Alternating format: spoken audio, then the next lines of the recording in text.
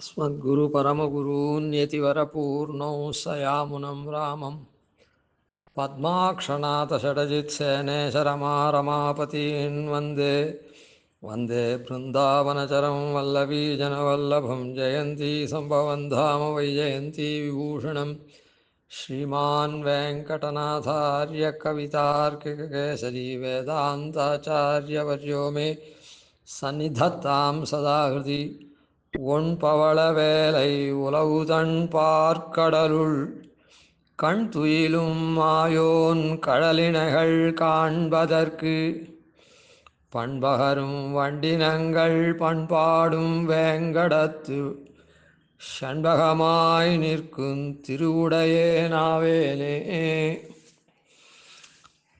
இந்த 4வது பாசுரம் இது. இந்த பாசுரத்துக்கு ஆபாத்ததா சாமானியம் மேலெழுந்த வாரியான அர்த்தம் என்ன அப்படின்னா, எம்பெருமான் திருப்பார்கடலில் சயனிச்சுட்டு இருக்கான். அந்த திருப்பார்கடல் எப்படிப்பட்டதாக இருக்குது அப்படின்னு சொன்னால், அந்த பவள கொடி பவழம் இருக்குது, அந்த பவழத்தெல்லாம் அலை கரையில் சேர்க்கறது அப்படிப்பட்டதான திருப்பார்கடல். அதில் எம்பெருமான் கண் துயில்றான், நித்திரை கொள்கிறான். அந்த எம்பெருமானுடைய திருவடியை காண்பதற்கு, திருவடி இணைகளை காண்பதற்கு அவன் எங்கே இருக்கான்? திருவேங்கடமலையில் இருக்கான். திருவேங்கடமலை எப்படி இருக்குது அப்படின்னு சொன்னால், பண்பகரும் வண்டினங்கள் பண்பாடும் வேங்கடத்து, அதான் பண்ணை இசைக்கக்கூடியதான அந்த வண்டு கூட்டங்கள் இருக்கு. அந்த வண்டு கூட்டங்கள் பாடக்கூடியதான இசை பாடக்கூடியதான திருவேங்கடமலை. அந்த அப்படிப்பட்ட மலையிலே ஷண்பகமாய் நிற்கும் திருவுடையனாவேனே. ஷண்பகமாக நிற்கக்கூடிய ஷண்பக மரமா, அப்படி ஒரு திருன்னா எல்லா ஐஸ்வர்யமும் திருதான், எல்லா விசேஷமும் திருதான். அதனால் ஷண்பக மரம் உயர்த்தியான மரமும் இல்லை. அதனால் அப்படிப்பட்ட பாக்கியத்தை பெற்றவனாவேன் அப்படின்றது இதுக்கு சாமானிய அர்த்தம். ஆனால் இதை நாம் பதம் பதமாக அனுபவிச்சுன்னு வந்தால் ஆழ்வாருடைய உள்ள கிடக்க தெரியும். ஒன் பவள வேலை உலவு தன் பார்க்கடலுள் கண் துயிலும் மாயோன்.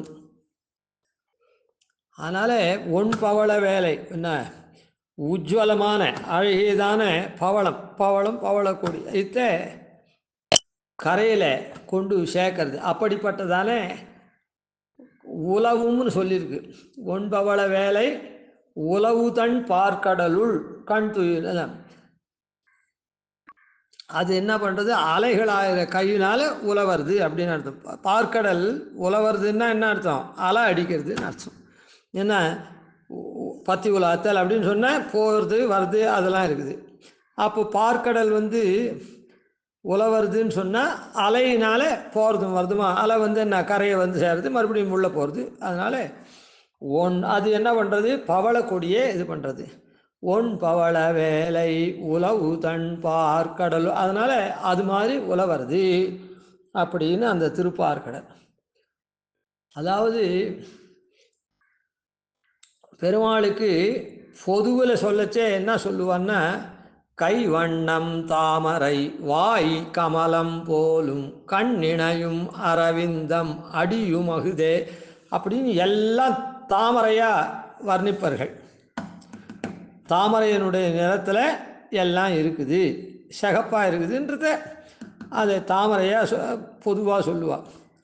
ஆனால் வாயை சொல்லச்சே, தனிப்பட்ட முறையில் சொல்லச்சே, பவழம் போல் கனிவாய் சிவப்பனி காண அப்படின்னு பவளம் போல இருக்கக்கூடிய வாய் அப்படின்றது. தாமரை புஷ்பத்தை காட்டிலும் பவழம் இன்னும் கொஞ்சம் சிகப்பு அதிகமாக இருக்கும். சரி, பவளம் போல் கனிவாய் சிவப்பனி காண அப்படின்னு ஆழ்வாரும் நம்மாழ்வாரும் சாய்க்கிறேன். அதனால் எம்பெருமான் திருப்பார்கடலில் சயனிச்சுட்டு இருக்கான் மத்தியத்தில். அந்த சயனிச்சுருந்தா அவனுடைய அதரம் இருக்குதே, மேல் உதடு கீழ் உதடுலாம் அது பவளம் போல இருக்குது.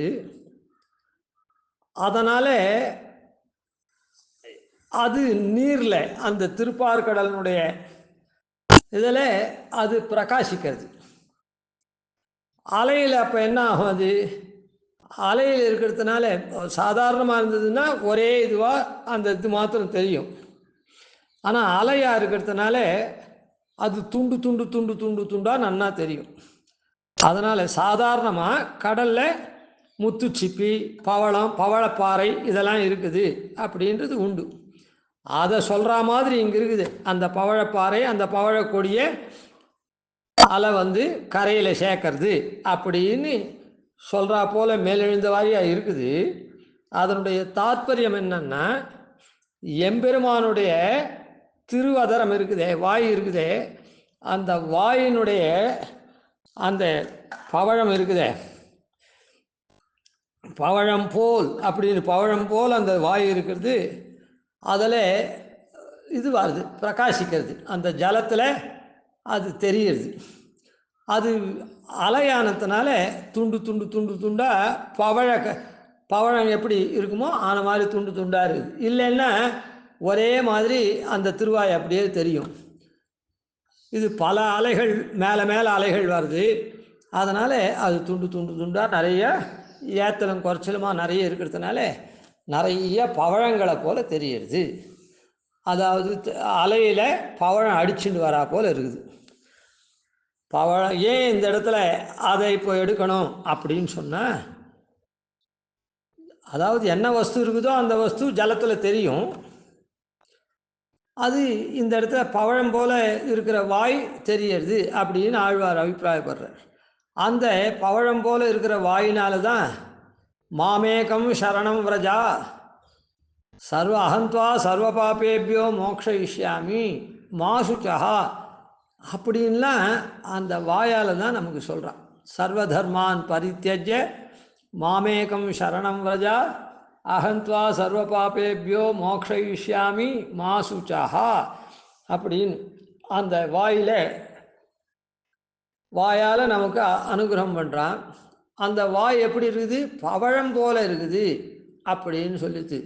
இந்த இடத்துல தாமரை போலன்னு சொல்லலை, பொதுவாக சொல்லச்சே எல்லாத்தையும் சேர்த்து சொல்லச்சே தாமரைன்னு சொல்லுவாள், தாமரை போல் இருக்குதுன்னு. ஆனால் தனிப்பட்ட முறையில் சொல்லச்சே பவழம் போல் இருக்குதுன்னு. ஏன்னா இந்த பவழம் போல் இருக்கிறது தான் அந்த வீரத்தன்மையை காண்பிக்கக்கூடியது. அந்த மாதிரி இருக்கிற சகப்பு தான் அந்த எம்பெருமானுடைய வார்த்தையில் அந்த கண்டோக்தி தீர்மை அது எப்படி இருக்கும், வீரத்தன்மை இருந்தால் தான்.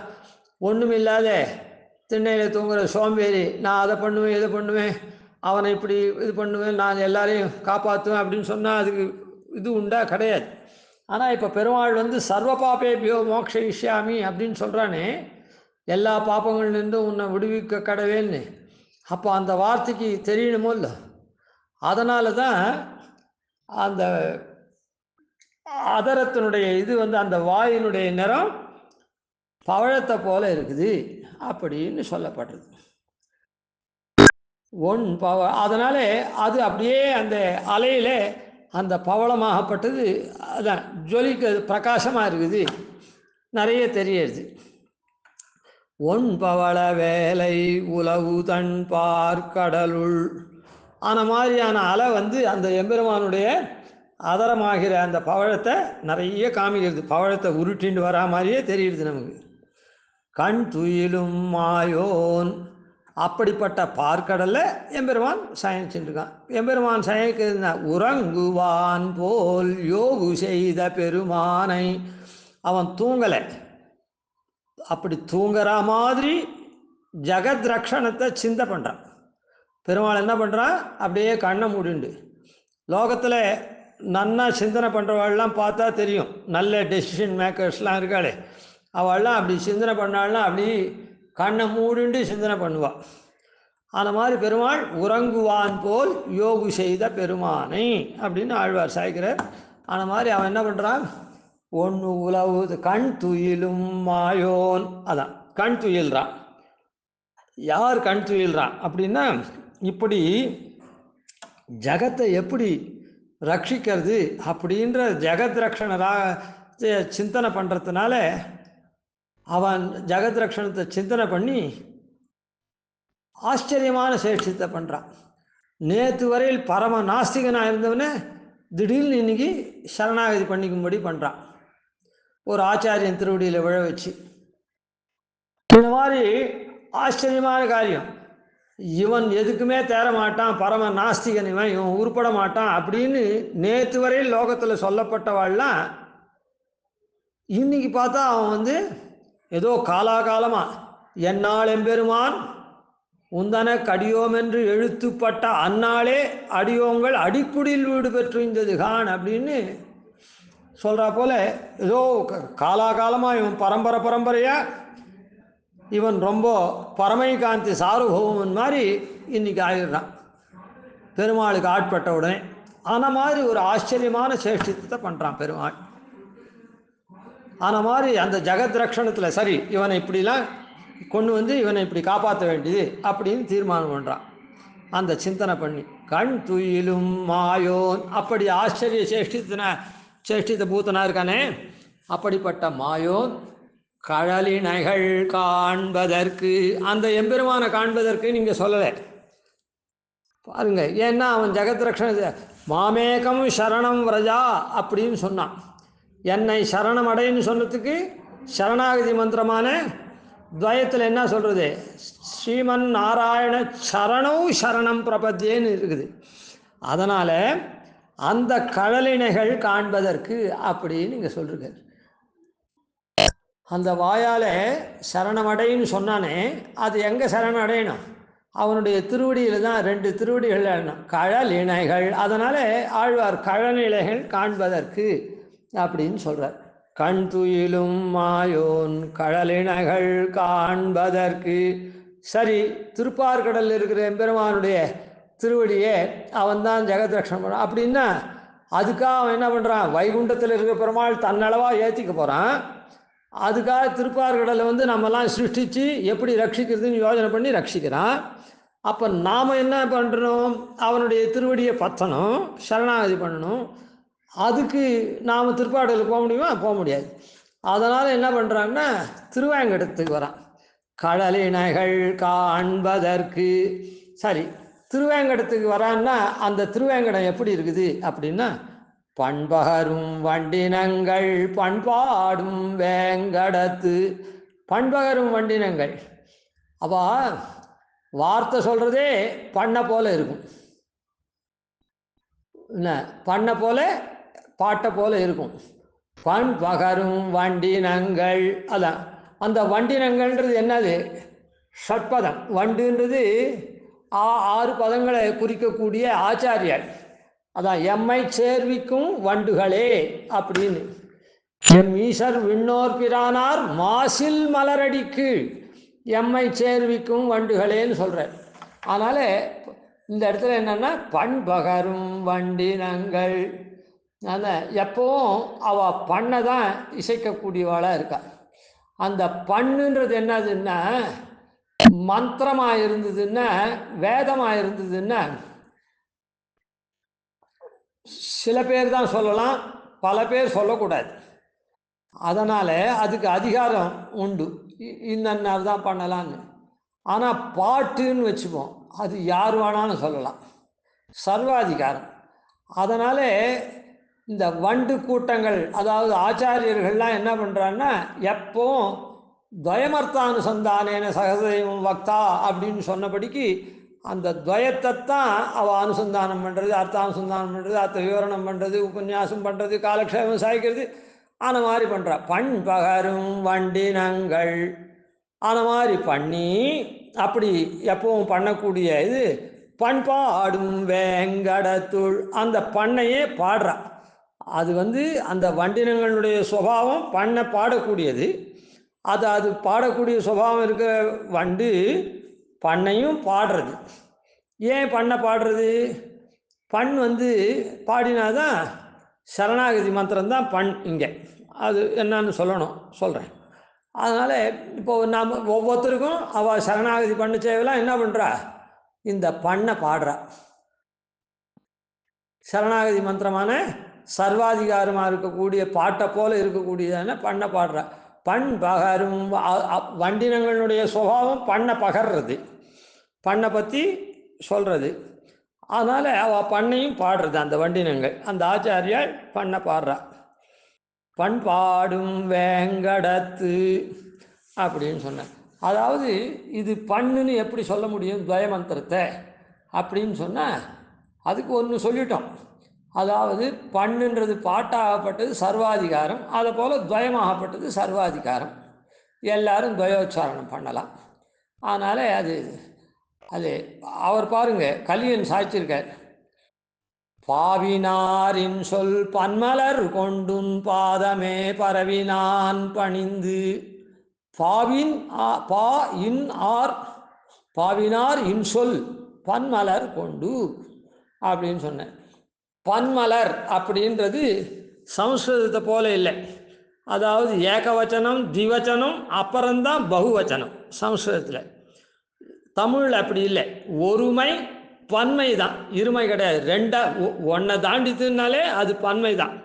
அதனால் துவயம் எப்படிப்பட்டது, ரெண்டு மலர் போல் ரெண்டு கண்டமாக இருக்குது. பாவினார் அது பாவ போல சர்வாதிகாரமாக இருக்குது. பாவினார் இன்சொல்லாக இருக்குது. என்ன இன்சொல், நமக்கும் எம்பெருமானுக்கே இனிமையை விளைவிக்கிறது. ஆஹா, இவன் துவயத்தை நம்ம காதுபட சொல்லிட்டான், அதனால் நாம் இவனுக்கு மோட்சத்தை தரவணும் அப்படின்னு அவனுக்கே இனிமையை விளைவிக்கிறது. அது இன்சொல்லாக இருக்குது. நமக்கு இனிமையை பயக்கக்கூடிய சொல். நமக்கு இந்த சாம்சாரிக துக்கங்கள்லாம் துன்பங்கள்லாம் போய் நிறதிசயமான ஆனந்தத்தை இனிமையை கொடுக்கக்கூடிய சொல். அதனால் நமக்கும் ஆச்சு பெருமாளுக்கும் ஆச்சு இனிமையாக இருக்குது. அதனால் பாவினாரின் சொல் பன்மலர் கொண்டு, பன்மலர் கொண்டுன்னா ரெண்டு வாக்கியமாக இருக்கக்கூடிய துவயத்தை கொண்டு, உன் பாதமே பரவி உன்னுடைய பாதத்தை நான் பற்றினேன் அப்படின்னு சொல்கிறேன். அதனால் இப்போ என்னாச்சுன்னா பண்பகரும் வண்டினங்கள் பண்பாடும் ஒவ்வொரு சிஷ்யனுக்கும் நித்தியம் அந்த சிஷ்யார்த்தம் இந்த துவயமாகிற பண்ணை பாடிகிட்டே இருக்கா. பண்பாடும் வேங்கடத்து ஆழ்வார் பாடினரே போல நில்லாவடியேன் உன்னடி கீழ் அமர்ந்து அகலகில்லேன் நிறைவுமின் அலர்மேல். அது துவயத்தினுடைய அர்த்தமே அது. அலர்மேல் மங்கை உரைமார்வா அப்படின்றவரையில் ஸ்ரீ சப்தார்த்தம். நிகரில் புகழாய் உலகம் உன்னுடையாய் அதெல்லாம் நாராயண சப்தார்த்தம். நிகரில் அமரர் முனிக்கணங்கள் விரும்பும் திருவேங்கடத்தானே. புகழொன்னில்லாவிடியேன் உன்னடி கீழ் அமர்ந்து புகுந்தேனேன்றது சரணோ சரணம் பிரபத்தியன்ற அர்த்தம். ஸ்ரீமதே நாராயணாயன மகான்றதை அடிக்கீழ் அமர்ந்து புகுந்து அடியீர் வாழ்வின் என்னென்ன அருள் கொடுக்கும்னு சொன்னேன். அதனால் ஸ்ரீமதே நாராயணாயன மகான்னு நம்முடைய வாழ்வாக இருக்கக்கூடிய களையற்ற கைங்கரியத்தை பெருமாள் அருளக்கூடியது. இப்படி இருக்குது. அதனால் பண்பகரும் வண்டினங்கள் பண்பாடும் வேங்கடத்து. அதனால் அது என்னது, இப்படி பண்ண பாடின உடனேவே நம்முடைய பாபங்கள்லாம் சர்வபாபேபியோ மோக்ஷயிஷ்யாமின்னு அவன் சங்கல்பிக்கிறதுனால அந்த வேங்கடமே அதை ஜோதிப்பிக்கிறது, நம்முடைய பாபத்தெல்லாம் போக்கடிக்குது. வேங்கடத்து அது அப்படிப்பட்ட வேங்கடத்தில் நான் எப்படி இருக்கணும், ஷண்பகமாய் நிற்கும் திருவுடையனாவேனே, ஷண்பகமாக இருக்கணும் அப்படின்னு சொல்லியிருக்கார். என்ன ஷண்பகமாக இருக்கணும் அப்படின்னு சொன்னால் ஷண்பக மரமாக இருக்கணும்னு சாதாரணமாக சொல்லுவர். அண்ணா ஷண்பக மரமாக இருந்தால் அதனுடைய பிரயோஜனம் என்ன, ஷண்பக பூ தான். ஷண்பக பூ பெருமாளுக்கு சமர்ப்பிக்கப்படுறது. அதனால் ஷண்பக பூவாக நான் இருக்க ஆசைப்படுறேன் அப்படின்னு அர்த்தம். இப்போது ஷண்பக பூவாக இருக்காருன்னா பாருங்கள், முதல் புஷ்பம் தேனில் இனிய பிரானே ஷண்பக பூச்சூட்டவாராய், தேனை காட்டிலும் இனிமையாக இருக்கக்கூடிய பிரானே ஷண்பக பூ உனக்கு சாத்துறேன்னு சொல்கிறா யசோதை. ஏன் ஷண்பக பூ சாத்துறா, எப்படிப்பட்ட பெருமாளுக்கு சாத்துறா, ஆனிரமே கனி போதி அருமருந்தாவதறியாய் கானகமெல்லாம் திரிந்து உன் கரிய திருமேனி வாட பானையில் பாலை பருகி பற்றாதார் எல்லாம் சிரிப்பத்தே நிலினிய பிரானே.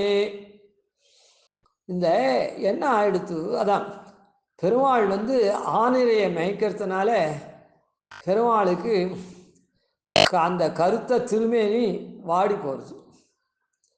அந்த உடல் அழற்சியெல்லாம் குறைக்கக்கூடிய தன்மை செண்பக பூக்கு உண்டு. அவன் என்ன பண்ணிட்டான், பானையோட பாலை சாப்பிட்டு அந்த சிரமத்தெல்லாம் போக்கடிச்சுட்டான்.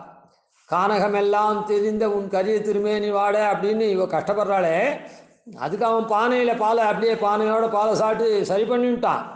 ஆனால் அதனால் ஒரு அவத்தியம் என்ன வந்ததுன்னா, பற்றாதார் எல்லாம் சிரிப்பா. இந்த மற்றவாள்லாம் என்ன பண்ணுறா, இவனை கேலி பண்ணி அதெல்லாம் பண்ணுறா. அதனால் இவனுக்கு அது வேறு துன்பம் வருது. இவனுக்கு துன்பம் வரப்போகிறது இல்லை. அதனால் தே நீலினிய பிரானே, நீ தேனை காட்டில் இனிய பிரானா இருக்கேடா கண்ணா. செண்பக பூச்சூட்டவாரா, எதுக்காக? அந்த சமாதிகள்லாம் போகிறதுக்காக தான் செண்பக பூ சூட்டவாராய் அப்படின்னு. அதோட கூட சாஸ்திரம் விஷ்ணு பிரீத்திகரம் பவேத்துன்னு 8 விதமான அகிம்சை முதலான 8 விதமான புஷ்பங்களை சொல்லிருக்கு.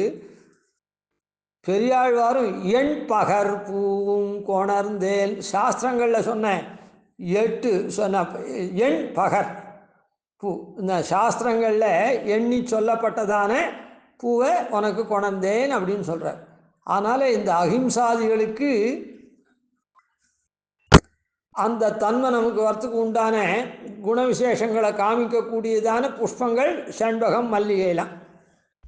அதில் அஹிம்சா பிரதமம் புஷ்பம்னு சொன்னேன். அந்த அஹிம்சை, அஹிம்சைன்னு இம்சையெல்லாம் போக்கடிக்கிறதுன்னு அர்த்தம். இம்சை பண்ணாது இருக்கிறது இல்லை, இம்சையை போக்கடிக்கக்கூடியது. ஆனால் இப்போ செண்பக புஷ்பத்துக்கு அழற்சியை போக்கடிக்கக்கூடியது அஹிம்சா அப்படின்னு முதல்ல இருக்கக்கூடிய புஷ்பத்துக்கு செண்பகத்தை காண்பிச்ச அதனுடைய தன்மை.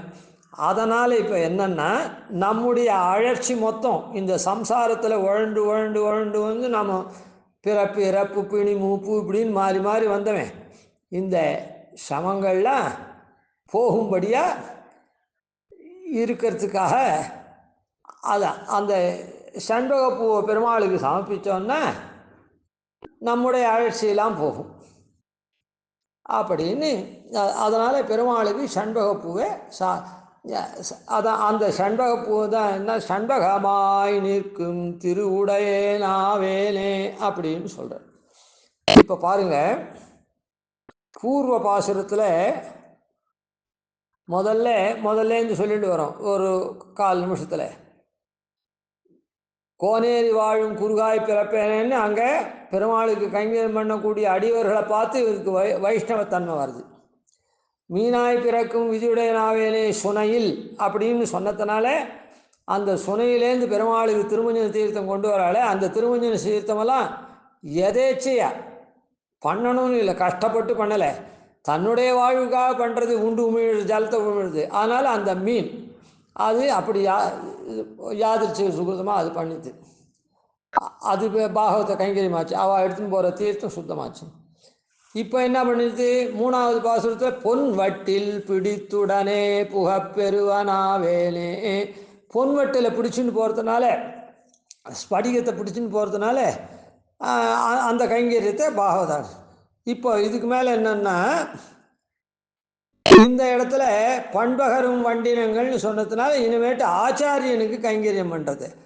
பாகவதாள்ன்றது பகவத் பக்தாள், அதிலேயே இன்னும் உத்கிருஷ்டமாக இருக்கிற ஆச்சாரியர், நமக்கு உத்கிருஷ்டமான சம்பந்தத்தை கொண்டிருக்குவா. மற்ற பாகவதாளை காட்டிலும் நம்ம நல்வழிப்படுத்தி திருத்தக்கூடியவர், நம்ம இடத்துல உத்கிருஷ்டமான சம்பந்தத்தை வச்சுருக்கவர்.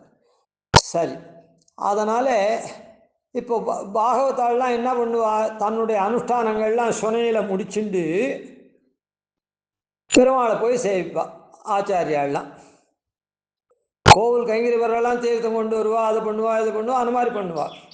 இவாள்லாம் என்ன, பெருமாளை தன்னுடைய கர்மா மூலமாக ஆராதிக்கிறவா. கோவிலில் கைங்கரியம் பண்ணுறவாள்லாம் விக்கிரகத்துக்கு ஆராதனை பண்ணி பெருமாளை இது பண்ணுறவா, உகப்பிக்கிறவா. இவாள்லாம் தன்னுடைய ஸ்வகர்மானுஷ்டானத்தினாலேயே பெருமாளை உகப்பிக்கக்கூடியவா. அப்புறம் அதெல்லாம் பண்ணி முடிச்சா விட்டு சாட்சாத் நமக்கு சேவை சாதிக்கிறதுக்காக, ஊனக்கண்ணுக்கும் சேவை சாதிக்கிறதுக்காக இங்கே இதுவாழ்றதுக்கான அர்ச்சாமூர்த்தியா அவனை போய் அப்புறம் சேவிப்பார்கள். அவள் சேவிச்சாள்னா என்ன பண்ணுவா, புஷ்பத்தை கொண்டு சுமந்து மாமலர் அப்படின்னு எப்பவும் புஷ்பத்தை தான் சமர்ப்பிப்பாள். அந்த புஷ்பத்தில் இந்த சண்பகப்பூவாக இருந்தால் அந்த ஆச்சாரியால் என்ன பண்ணுவா, அனுஷ்டானங்கள்லாம் முடிச்சுட்டு இந்த பண்பகரும் வண்டினங்கள் இருக்க அந்த ஆச்சாரியாலாம் என்ன பண்ணுவோம், இந்த சண்பகப்பூ எடுத்துகிட்டு போய் பெருமாளுக்கு சமர்ப்பிப்பாள் பெருமாள் திருவடியில். இப்போ என்ன எடுத்து பெருமாள் திருவடியில் சமர்ச்ச உடனே சண்பகமாய் நிற்கும் திருவுடையேனாவேனே, இதை விட வேறு திரு என்ன இருக்குது? பெருமாளுடைய திருவடியில் போய் சேர்ந்து கைங்கரியம் பண்ணுறது தான் திரு அப்படின்னு வேதமே சொல்கிறது. அதுதான் ஸ்ரீ அப்படின்னு. அதனால் இப்போ என்னாச்சு, ஆச்சாரியால் கொண்டு நான் சண்பகப்பூவாக இருந்தேன்னா அந்த ஆச்சாரியால் என்ன பண்ணுவா, என்னை கொண்டு பெருமாள் திருவடியில் சேர்த்துருவா. அவ்வளோதான். எனக்கு அந்த சாகி ஸ்ரீ அப்படின்னு ஸ்ரீஹின்னு சொல்லித்தேன், வேதமெல்லாம் ஓதித்த அதுதான் ஸ்ரீன்னு, அந்த ஸ்ரீ கிடச்சிடுது. பெருமாள் திருவடியில் நான் போயிட போகிறேன். அதனால தான் இந்த இடத்துல சண்பகமாய் நிற்க மரமாவேனே அது இதெல்லாம் சொல்ல, திருவுடையனாவேனே அப்படின்னு சொன்னார். அதனால் அந்த எம்பெருமான் ஒன்பவள வேலை உலவுதன் பார்க்கடலுள் அப்படின்னு சொல்கிறது என்னத்தை சொல்கிறதுன்னா, பெருமாள் நமக்கு அந்த பவளம் போன்ற வாயை திறந்து நமக்கு நல்வழி காமிச்சான், சரணாகதியை சொல்லி காமிச்சான் எப்படி பண்ணணும்னு. அதுக்கப்புறம் அவன் நமக்காக பார்க்கடலில் யோக நிதிரை கொள்கிறவன். அதுக்காக அவன் திருவேங்கட மலையில் அந்த திருவேங்கட மலையில் தன்னிடத்தில் பல வண்டினங்கள் ஆச்சாரியாலை வச்சுட்டுருக்கான். அந்த ஆச்சாரியாலாம் எப்பவும் பண்ண பகரக்கூடியவா. இது சாதாரண வாக்கியமாக இருக்கக்கூடிய இந்த துவயமே அது அப்படியே பண்ண போல் இது பண்ணுறதுனாலே, அதை உச்சாரணம் பண்ணி பண்ணுறதுனாலே அது பண்ண போல ஈர்க்கக்கூடியதாக இருக்குது. அப்படிப்பட்ட ஆச்சாரியால் எப்பவும் அந்த பண்ணையே பாடின்னு இருக்கா. ஏன், ஒவ்வொரு சிஷ்யனுக்கும் ஒவ்வொரு தடவை அந்த பண்ணை பாடுறா. அப்படிப்பட்ட திருவேங்கட மலையில் இப்போ அந்த பண்ணை பாடினா என்ன ஆகும், நம்முடைய அழற்சியெல்லாம் போகும். அந்த அழற்சியை போக்கக்கூடிய புஷ்பம் எது, சண்பகப்பூ. அதனால் அந்த சண்பகப்பூவாக நான் பிறக்கணும் அப்படின்னு அந்த சண்பகப்பூவாக இருந்தால் இந்த பண்பகரும் வண்டினங்களான ஆச்சாரியால் எம்பெருமான் திருவடியில் கொண்டு சேர்த்துருவா. அதுவே நமக்கு உயர்ந்த திரு. அதனால் திருவுடையனாவேனேன்னு சொன்னார். இப்போ பாருங்கள், இந்த இடத்துல ஈஸ்வர சௌஹார்தம் எதிர்ச்சா சூர்தம் ஆயிடுத்து, விஷ்ணு கட்டாட்சம் ஆயிடுத்து. ஏன்னா பொன்வட்டில் பிடித்துடனே புகப்பெறுவனாவேன்னு உள்ள அந்த அர்ச்சகரோடு போயாச்சுன்னா பெருமாளை சேவிச்சாகி போச்சு, அவ்வளோதான். அந்த மாதிரி ஆறுது. இப்போ என்னன்னா செண்பகம் பூவாருது. இப்போது அது விஷ்ணு கட்டாட்சம் ஆச்சு. இப்போது செண்பக மரத்துக்கு ஒரு உதாரணத்துக்கு சொல்கிறோம். இந்த பூக்கெலாம் யார் மேலே போட்டாலும் அது பாட்டுக்கு இருக்க போகிறது. அது சொல்கிறேன், மாறுதலாக இருக்கிறதுக்கும் போடுறான், பெருமாளுக்கும் போடுறான், அல்ப மனுஷாளுக்கும் அவனை ஸ்தோத்திரம் பண்ணுறதுக்காக புஷ்ப மாலையை போடுறான். அப்படிலாம் இருக்குது. அதனால்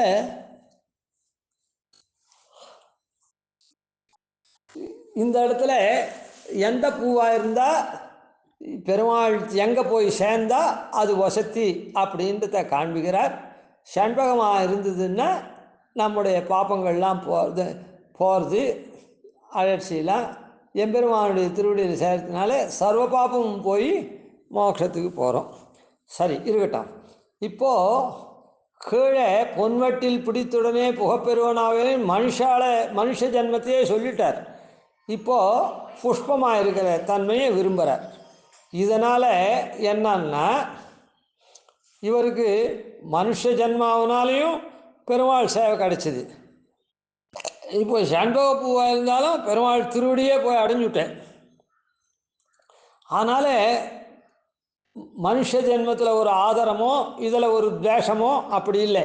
அதனால் அத்வேஷம் அப்படின்ற குணத்தை இங்கே காண்பிக்கிறது. அத்வேஷமாக இருக்கிறது. அதாவது மனுஷன் நான் விட்டு மறுபடியும் மரமாறத்துக்கு யாருன்னா ஒத்துப்பானே சொல்கிறேன். ஆனால் அப்படி சாதிச்சிருக்காருன்னா இந்த பிறவிகள்லாம் எதுவும் அதெல்லாம் துவேஷம் இல்லாத தன்மையை காண்பிக்கிறது. ஏன்னா புண்ணிய பாபத்து மூலம் பெருமாள் படைக்கிறானமே அப்படின்னு. இனிமேட்டு நமக்கு பிறவியே வரப்போகிறதில்ல, இருக்கட்டும். அதனால் இந்த இடத்துல என்னன்னா மனுஷ பிறவிக்கு அப்புறம் இதை சொல்லத்தினால துவேஷம் இல்லாத தன்மை தெரியறது. ஆனால் இந்த இடத்துல அத்வேஷம் எம்பெருமானத்தில் தான் துவேஷம் இல்லாத தன்மைனா ஆமாம், எம்பெருமான இடத்துல வட்டில் பிடிச்சிட்டு போனாலும் நேராக போய் சேவிக்க போகிறோம். புஷ்பமாக இருந்தாலும் அவன் திருவடியில் போய் சேர போகிறோம், அப்போ சேவிக்க போகிறோம். அதனால் இந்த இடத்துல என்னென்னா எம்பெருமான இடத்துல அத்வேஷம் இல்லாத தன்மையை சொல்கிறது. அங்கே அதுதானே வேணும். அதாவது எம்பெருமான இடத்துல அத்வேஷம் இல்லாத தன்மைன்றது லோகத்தில் அதான் அத்வேஷம் இல்லாத தன்மையா, துவேஷம் இல்லாத தன்மை அத்வேஷமாக இருக்கிறது. சரி, அதனால் துவேஷம் இல்லாத தன்மையாக எம்பெருமான இடத்துல இருக்கிறது. எம்பெருமான இடத்துல துவேஷம் இல்லாத தன்மை இருக்கும் அப்படின்னு சொன்னால் எப்படின்னு சொன்னால் எம்பெருமான சிசுபாலம் மாதிரி விஷாத்வேஷம் அப்படின்னு அர்த்தம் இல்லை. இல்லை, நாம் நம்முடைய கர்மாவை சரியாக பண்ணலன்னா எம்பெருமான் துவேஷிக்கிற மாதிரி தான். அதுக்கப்புறம் கர்மா நன்னா பண்ணால் எம்பெருமானத்தை பிரீத்தியாக இருக்கா மாதிரி. அது மாத்திரம் இல்லை, இல்லை அத்வேஷமாக தான். அதாவது எம்பெருமானுடைய சிருஷ்டியில் இருக்கிறவாளை அத்தை துவேஷப்படாத ஒருத்தன் இருந்தான்னா, ஏன்னா எல்லாம் எம்பெருமானுடைய சிருஷ்டி, எல்லாத்துலேயும் எம்பெருமான் உள்ளுரையிறான் அப்படின்னு தெரிஞ்சுட்டு எந்த பிறவி பேர்லேயும் என்ன மாதிரி பிறந்த பேர்லேயும் துவேஷப்படக்கூடாது. அதனால் மனுஷனாக இருந்து அதுக்கப்புறம் சண்டோகமாக போகிறது மரமாக போகிறதுன்னா அதில் துவேஷம் இல்லாத தன்மை இருக்கிறத இந்த இடத்துல காண்பிச்சது. அதனால் ஆச்சாரிய பிராப்திக்கு உண்டான காரணங்களில் 4வது காரணத்தையும் இது காண்பிச்சது.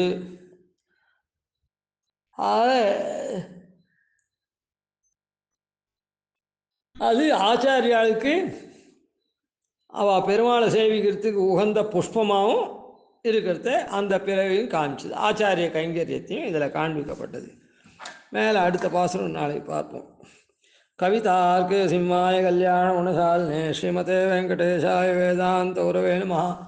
ஆதிவன்ஷடோபாதீனிதிவர்யான் பஜேனிசம் ஸ்ரீரங்கபூர்வசாலபதாஸ்யம் ஸ்ரீவத்சவம் வந்தே ஸ்ரீகிருஷ்ணதேசிகம்.